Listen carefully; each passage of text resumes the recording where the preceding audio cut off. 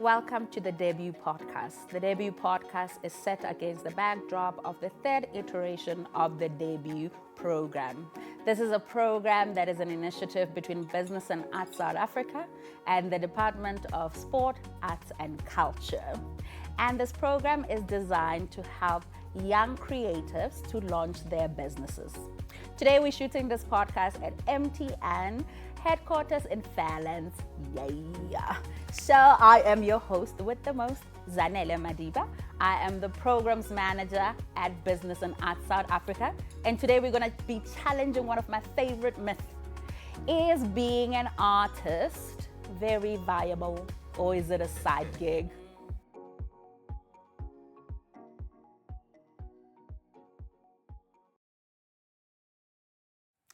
So whether you are an artist, a creative, or someone who's simply interested in the arts, you will be interested to listen to this podcast.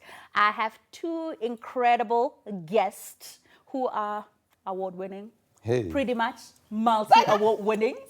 Those are two guests. We have Mathabo Tlali, who is an entrepreneur who has invested a lot of her skills into acting, writing, producing, and directing. She's very passionate about audience development, and she's very much about advocating within this creative space. Mathabo uses her voice really to draw attention to artistry in South Africa. She does this through her platform, Zazi Creative. She is a seasoned communicator and used the skills to co-found and host Alan and Jill Gray Philanthropy's premier education podcast. That was a mouthful, but it's pretty much JGF Amplified, which was the leading education podcast in South Africa in her tenure as a programs officer. Mathabo is an award-winning author and a Lady Award-nominated actor and director, speaker and an ideas coach.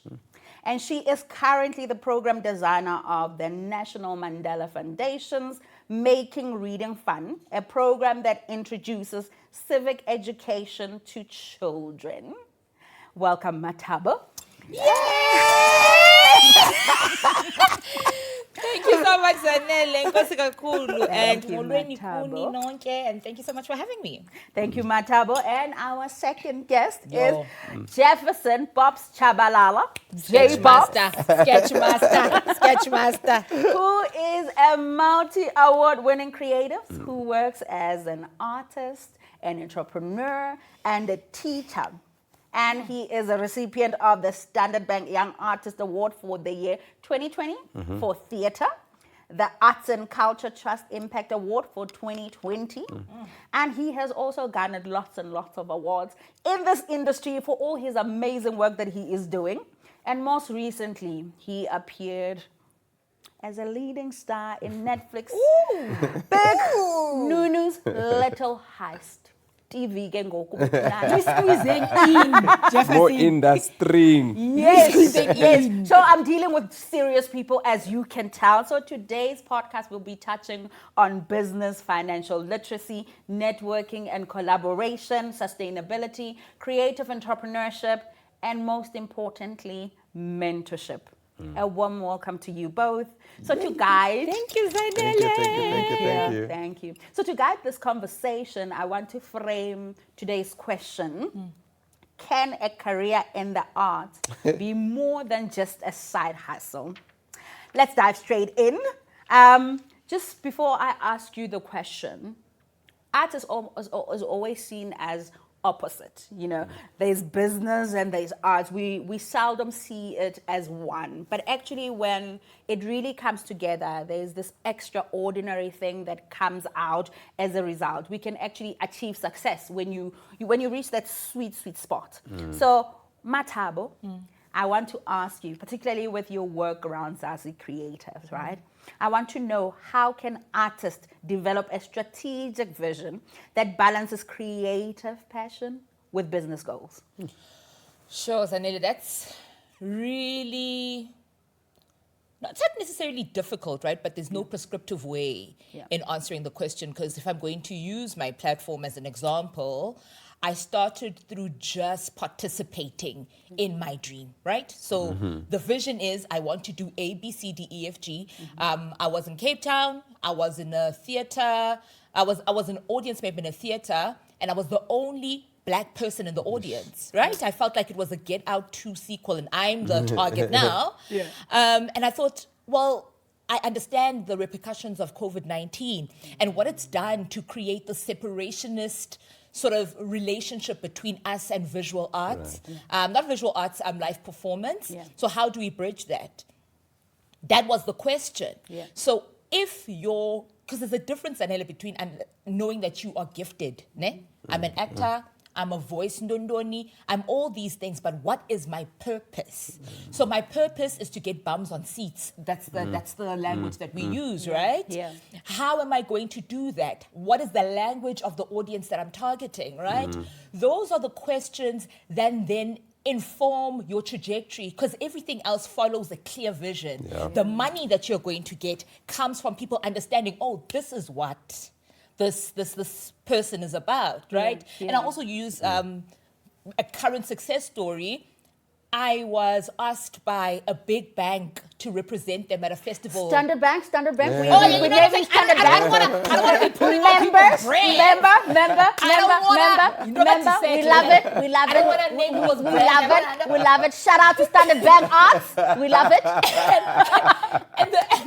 And the recurring question is, how did you get it? As though I had put in a proposal, but I was just doing my work, doing it quietly, doing it loudly, doing it with intention, doing it when I thought that my ideas were boring, doing it when I got tens, not tens of thousands, I'm not here yet, but like comments that were really encouraging, doing it when I didn't get any encouragement, right?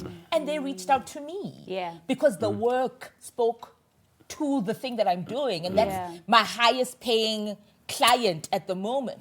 So going back to your question, enter the arena of your dreams. Enter that arena, figure out what your voice looks like in pragmatic terms. Because once we identify those pragmatics, we can attach a number to those pragmatics. Until then, it's all just, it was all a dream. It was all a dream. It was all a dream. But just to build on that it was all a dream, but also just merging that the talent, and then you are waiting for an opportunity and you are ready as well. And then there's big paying clients. And I think that's the kind of viability, how we can commercialize on our art, but without losing that integrity. I really just want to hold that as a thread. But I want to come to you, Jefferson, and just, looking at Updopshini. Updopshini really is an umbrella of your work, right? It holds your SINPA, it holds your location, location. Do you know what I mean? It holds a lot of what you do, right? So I want to ask you, what are some common challenges that you face as artists who's trying to blend creativity with business? And how did you overcome some of this obstacle? Iplemali. Where Iplemali. is the money? And that's the perpetual question. And in a place that doesn't necessarily look at the arts as like a prime priority, to be one who does already ostracizes you from like the arena that you're trying to get into. I love the idea of like participating in your dream. Ne? And sometimes you are participating in your nightmare. That's what your dream comes with. You know, it comes with the difficult moments where you're questioning what it means to be sustainable, what it means to be financially savvy, what it means to realize that my actual business is this. I thought I was doing this, but my actual business is this. This is the thing that sustains the thing I like to do. Also, I have to do this other thing in order to do this. So it's like a relay of constant, what am I sacrificing? What am I compromising? What are my non-negotiables? And we at Ukdopshishini have closed 10 times and reopened 10 times. You know, SINPA, we've closed 10 times, reopened 10 times. You keep on recalibrating because until you cross the threshold where you're like your tipping point, you are now on the other side. You can begin to, even on your worst day, continue to be functional. But we've come to grinding halts. We've gotten to places where you come to a grinding halt and you go, maybe we need a few months off. Yeah. Maybe we need to take a breather, re-strategize, come back to it. And I've had to learn that, like, you're right now, Yeah. you know, it's not always going to be firing on all cylinders. And sometimes that could be the model. Yeah. Stopping and starting could be the model.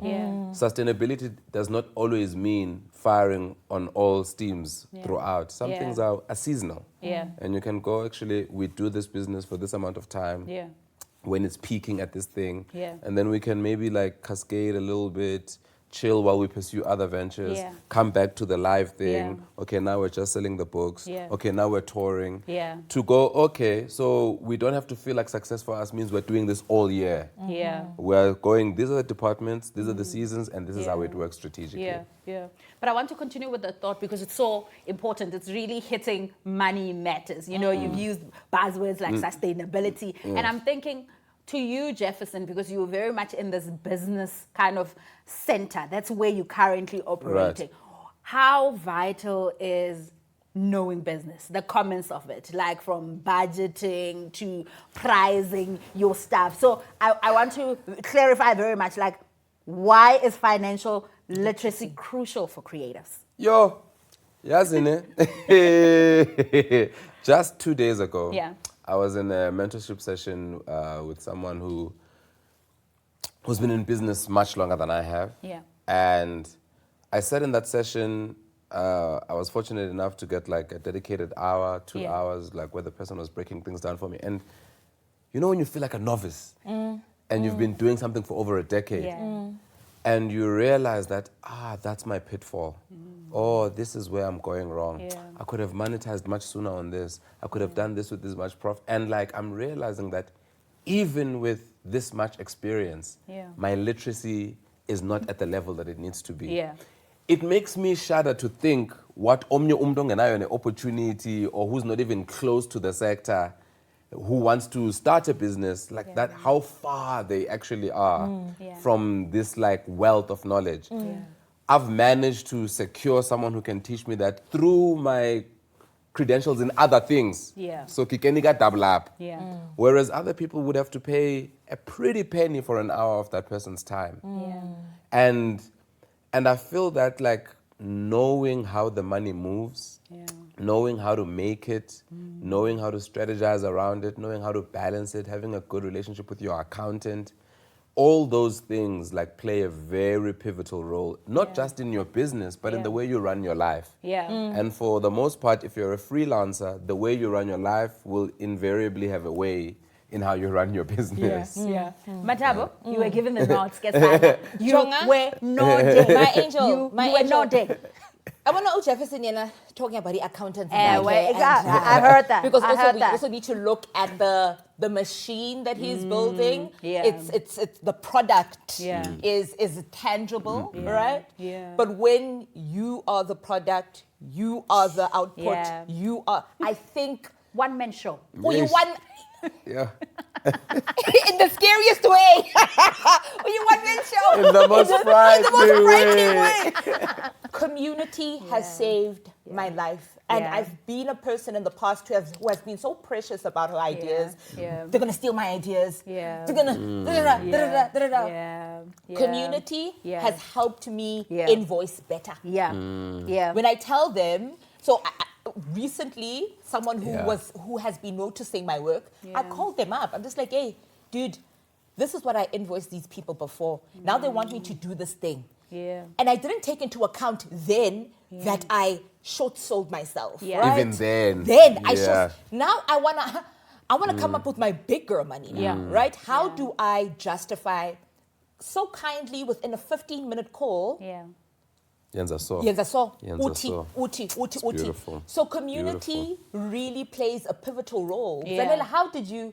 Jefferson, how did you? Mathabo, how did you? It is an inbox, it is an email, it is a phone call, it is a WhatsApp text. Knowledge is available, but if you don't have the clarity of what it is that you want to do, you won't even know what question to ask.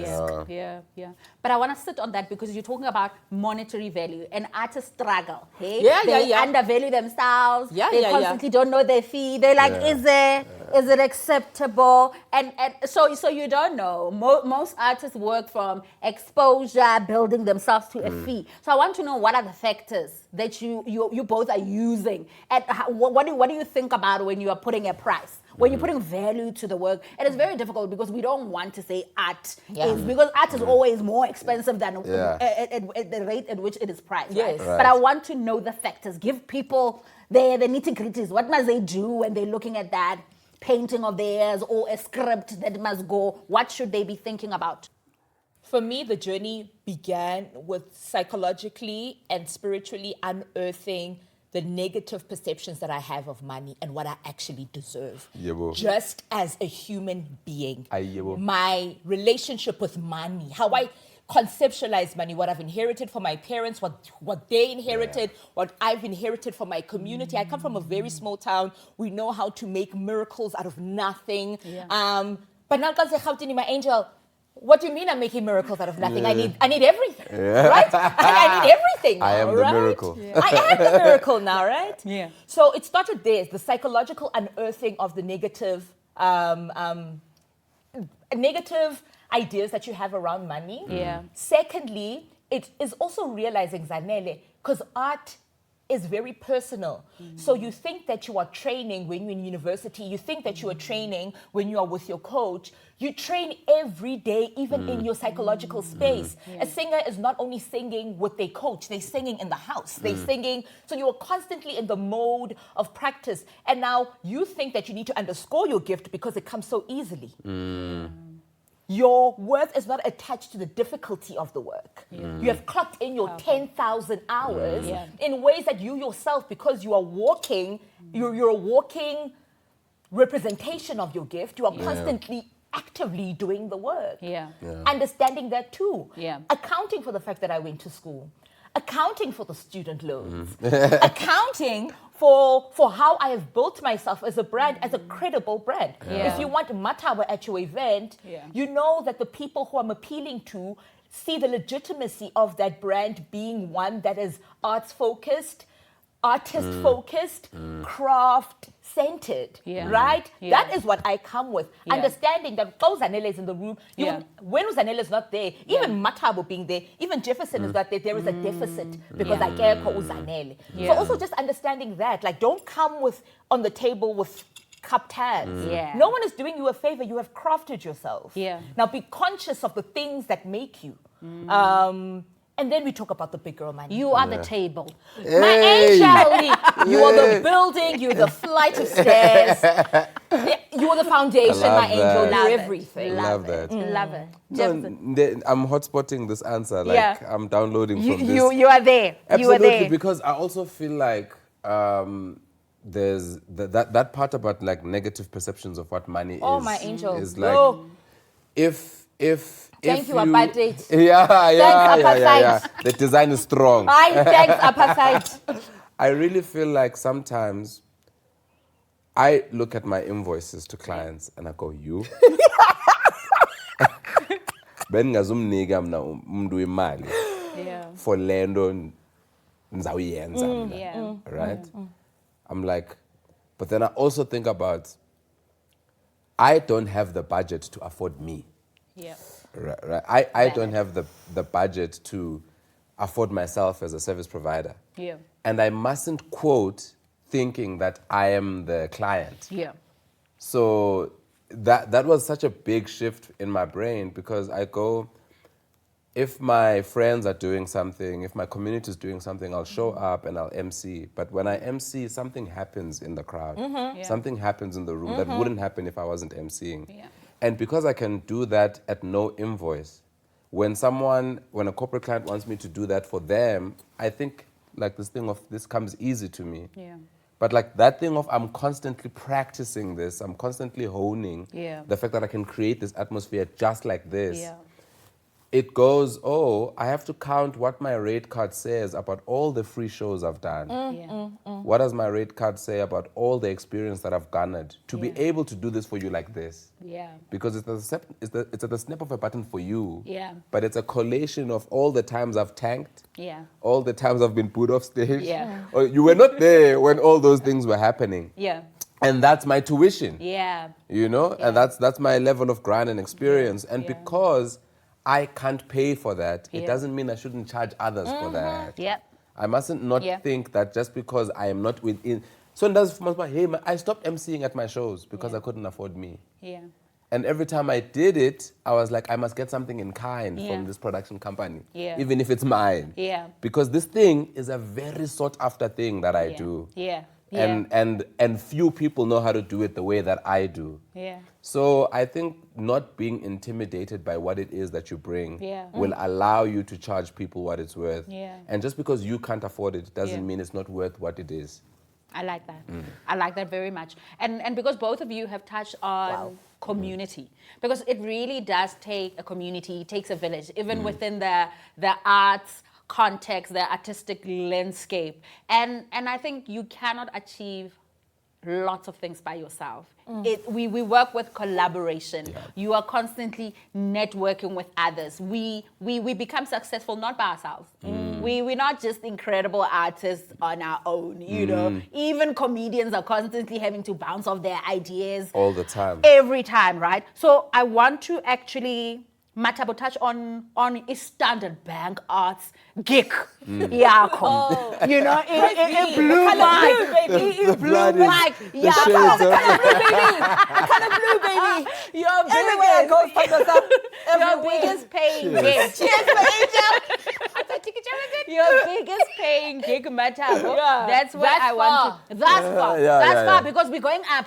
Isn't that we are the tables, Yesterday's we are price. the foundation. A prophetic word. I love it. Any. What a prophetic word. What a prophetic word. So I want to tackle the power of networking, the power of partnering up with others, the power of collaboration, right? So Mathabo, with your latest gig, because it just happened, Goku, on the blue mic, how important is networking for artists? So can you share some tips that helps with just building this body of work and actually surrounding yourself with a community? You know what? I don't want to lie. I have a tenuous relationship with the concept of networking, because in my mind I've always attached it to this sort of extractivist need. I want something from It's a business you. card. It's a business card, right? Do you know what I'm saying? Yeah. But I then had to learn very quickly that I'm not there wanting to extract. Like what you said, community, right? Yeah. Community equals commercial value. Community, commercial value. They are inextricably tied. So when I'm in conversation with Jefferson, of course I'm going to mention what it is that I do, because in various senses it is who I am. Right? I make reference without realizing of who I am and what it is that I bring to the table. A tip, shout out to Utembi Losi, who once said, to be interesting, you need to be interested. So approaching the conversation with, what are you doing? Right? And two, quoting your work, Upoweto type, when the guru says we are in service of our audience, how then, if I'm interested in working with Jefferson, how does him having my interest alleviate whatever stress or whatever load that he may have? So do I come with my mind? Do I contribute with my mind? Do I contribute with my skills? Do I contribute with my attention? Find out what other people need. And come in from that place of service as opposed to just Kandipa 1, Kandipa 2, Kandipa 3. Do you know what I'm saying? Because you are killing two birds with one stone there. You are networking, but you are building your own community. Because at a granular level, I understand what you need. And in us working that on a granular level, you understand what I need, right? So once I got over the fact that like, oh my gosh, now I'm coming to extract from people and come from a position of service and community equals commercial value. Let's go. And I like that because it really speaks about mutually beneficial partnership. And I think, Jefferson, that's where you sit because you are a collaborator. Like all your work, from business, from your plays, from your game shows, from everything. I've never seen you working alone. Like from Vit's days, you've always been in a squad of working with other people. So I want to know, how do you identify collaborators? How do you look at somebody? Because Mathabo would just throw in a pitch as if I want to work with Jeff. Do you catch that and be like, that's my collaborator? or what do you look for in collaborators? You know, I try to keep as like Abby aflow as possible. Yeah. I try to be like as permeable as possible. Water manje ndiyashelela ndimnandi. Love. I like to believe that like ndinobuhipi Ewe. obuthile ne. Ewe. Because everything that I do is like so structured, Yeah. so like, but like ndinobuhipi kakhulu. Yeah, yeah. And I always think like at the right time it'll happen. Yeah. Ndinazoza ways obana, Yeah. when the energies align, it'll be good. Yeah. I think about like my recent work, for instance, in the theater. Yeah. All this work that is now suddenly been picked up by the theater duo Yeah. in the last two and a half Yeah. years is work that they were in the room of when it was still draft one. Yeah. They were the young actors who were reading it for me to hear what it sounds like. Yeah. They were the people who were first speaking those words for me to go back to my Yeah. notes and go, hey, no, I heard Billy, it doesn't sound right. Yeah. In the reading with Mahlatsi, I could tell it's not landing for an actor. Yeah. A decade later, Yeah. they are the directors of those works. Yeah. Yeah. It's because they've been the editors of those works for like 10 years. Yeah. And that's why they have nuanced understanding of that work, because Yeah. they were part of making it. Yeah. So the modern narrative will be, oh, these guys are making this guy's work. Whereas in my personal view, I know it's the other way around. These guys Yeah. are just claiming back their royalties. Yeah. Yeah. It's collaboration. Yeah, they don't even feel. That's why there's never a royalty conversation Yeah. when we talk about that. Yeah. I hear that they're doing the work. Yeah. Because Yeah. it's theirs. Yeah. Yeah. And equally, it's mine. Yeah. And equally, it's ours. Yeah. So for me, it's if we're in this room now, we're having this conversation now. Yeah. If in 10 years it means we're doing something else that sparked from this room, Yeah. then this was what we all collectively invested. Yeah. And it leads us to the next thing. Yeah. So I don't have a thing of, now in this financial quarter, I'm Yeah. working with, no, I'm like, where's the creative energy? Yeah. Where's the vibe? Yeah. And the reason I release product is to have something that's sustainable. Sure. So I know, okay, I sell these clothes, I sell these books, that I can measure. Yeah. So that when it's about creativity, I can listen. Yeah. Like, so when it's about creativity, and now you're la pressure, you're bana, okay, now this is the next play. Yeah. Or no, I can just go now. Yeah. Why haven't you written the play? I haven't had anything to say. And I'm not scared of not having anything to say. Yeah. Because when I do have something to say, I know it takes me 3 years to say it.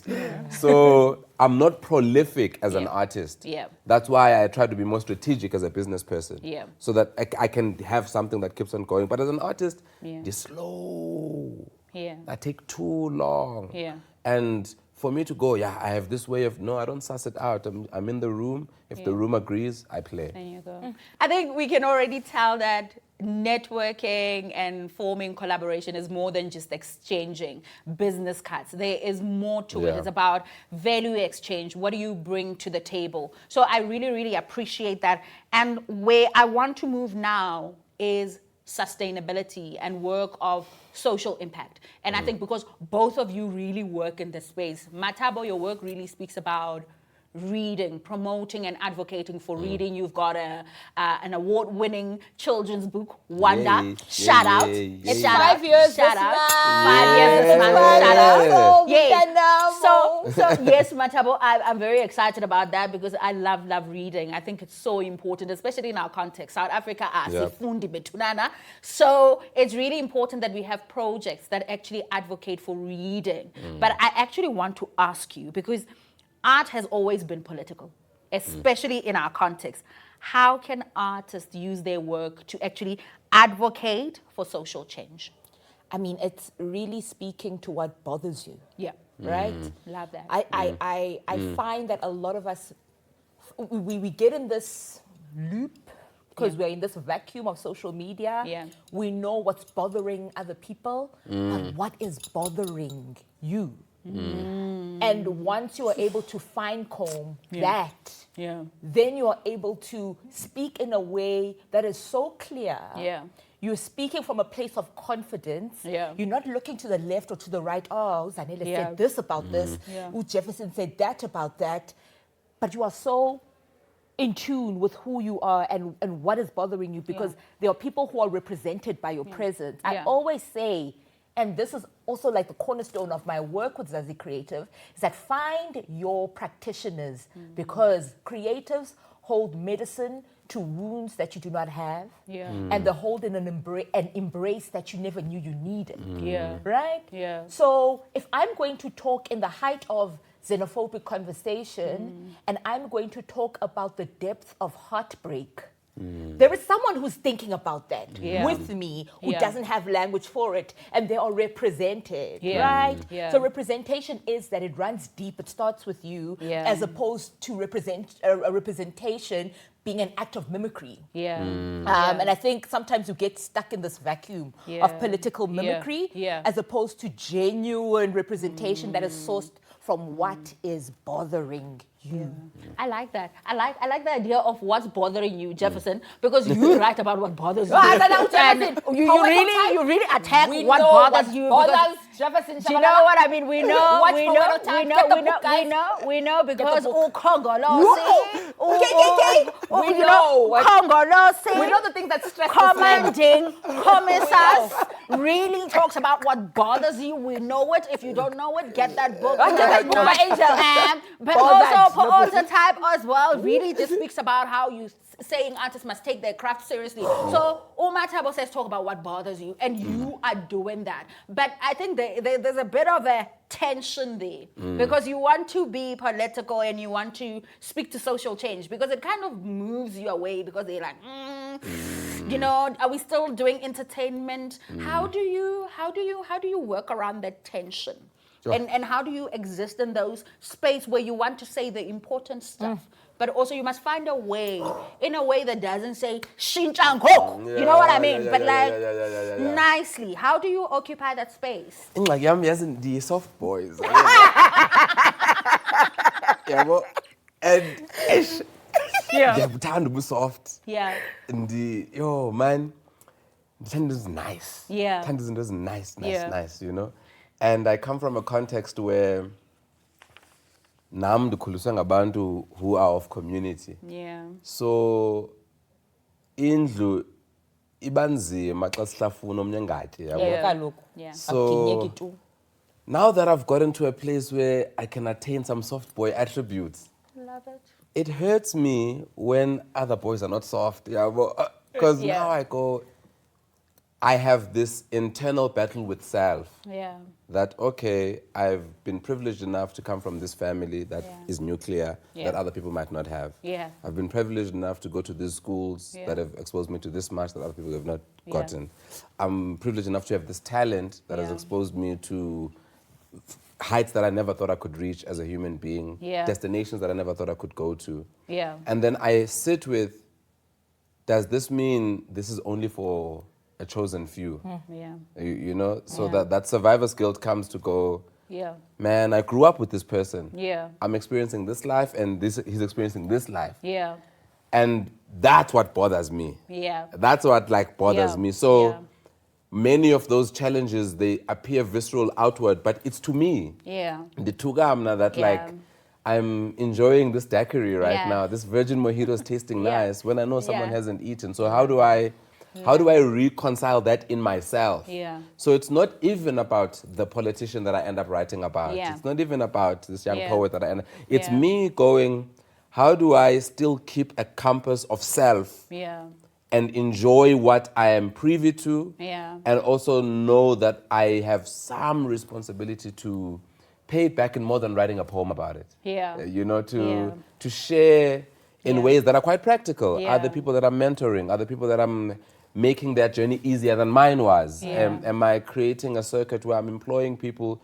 Am I connecting people? Am I doing things that change other people's real circumstances in real tangible ways? And because there's that tension of ekugqibeleni ndifuna uba soft.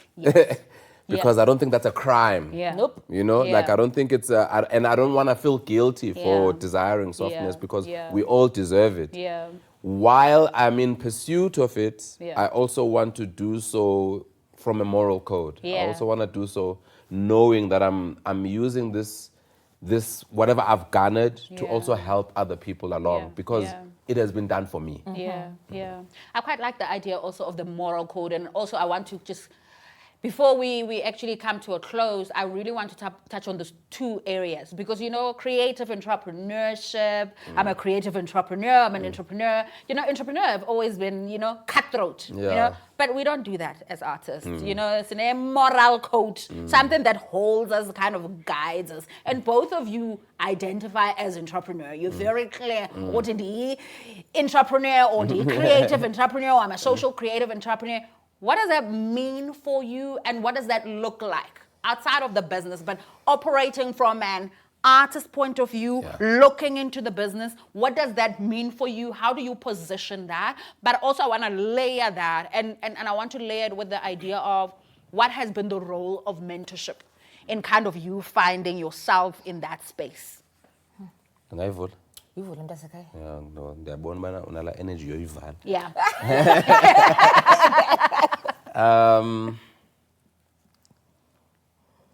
I've been faced with decisions. Yeah. Bueno, nazi, it doesn't bother. I've been faced with decisions where I could exponentially grow my manufacturing wing Yeah. if I shifted my production to, I'll say this, white-oriented companies. Yeah. And I'd be getting amazing Yelp reviews. There's something about knowing the people that made this. There's Yeah. something about Yeah. knowing the family that benefits from Yeah. manufacturing this. Yeah. For those of you who are not hearing me well right Yeah. now, I'll consider you. I can see the businesses that me being a client to helps. Yeah. I can see people's immediate contexts change because of my business. Yeah. There are times, sometimes where you just think, you know what, I must just sell this thing, go the mainline way, Yeah. go to Manir Mang Mang, Yeah. and just like hand over this operation. And you Yeah. think about what does that take out, Yeah. you know? Yeah. I have been patronized. Yeah. I have been made to earn a career from the dollar, from the buck, from the rand of black people. Yeah. And I cannot in good conscience undermine the fact that mna bacumbana I am worthy of their money. Yeah. But mna andifuni ucingibana aba are worthy of producing for them. Yeah. You know? Yeah. So in tugs of war like that, sometimes like if I was like a business coach, I would come and say, hey man, just go the easy route. Yeah. Just go. But then I go, it's the easy route because of that design that took over 50 years to make. Yeah. The reason these guys are quicker at producing, the reason they have the infrastructure, it's all by design. Yeah. And if I talk about, I want to advocate for a world where my service providers are black and Yeah. they do well, Yeah. and I have to begin to invest in that world. Yeah. And if I flop, if I don't deliver sometimes on time, if I'm late, that's part of the pain of voting for the world I want to be in. Yeah. And I need to bear the brunt every now and again of, my reputation around this is not so great, but we're getting better year by year. Yeah. And these guys are becoming capacitated. Yeah. These guys are becoming swifter. These Yeah. guys are improving. The Yeah. quality is better. Yeah. Because I want to believe that this Yeah. world can happen. Mathabo? Ivale, around mentorship. What should people be looking at in a mentor-mentee relationship? Firstly, let go of the performativity of the word entrepreneur. Yeah. Right? We have this idea of how the entrepreneur looks like, how they sound like, the kinds of gadgets that you have. You would sacrifice imali onayo that could go back into your business in practical ways to buy the clothes that make you look like an entrepreneur. I wanna cite a moment in 2017. Myself and Campbell, Jessica Mias produced Yellow Man. I performed in it. Tseho Kutswane was our director. Jacques De Silva was my co-star. They came in, so our pressure was to be on this is Jacques, this is Tseho. We need to make sure that, our stuff is sorted. Yeah. They are exponentially ahead of us. And they are willing to partake in this feast that you are trying to prepare for abantu, open yourself up to what wisdom is saying in the room, right? Don't think just because you're an entrepreneur, detach yourself from the pressure of being perfect. Entrepreneur is equals to imperfection. Simpa failed 10 times. Can't tell you how many times that I failed in my endeavor. But it's a So with mentorship, be open to the voices around you. Sometimes it's not going to Zanele Madiba, she's my mentor. But you have mentors along the way everywhere. Everywhere. From your family to the members of your community, take heed to the voice that is in the room. Because sometimes we are so like aspirational. I want Bonang to be my girl. I want her. No. If you are following the conviction, the provision is right here. You don't need to look outside of yourself, outside of your environment to be able to hook onto what is yours that can help you in taking that journey. So formalized mentorship is great. There are financial implications to that.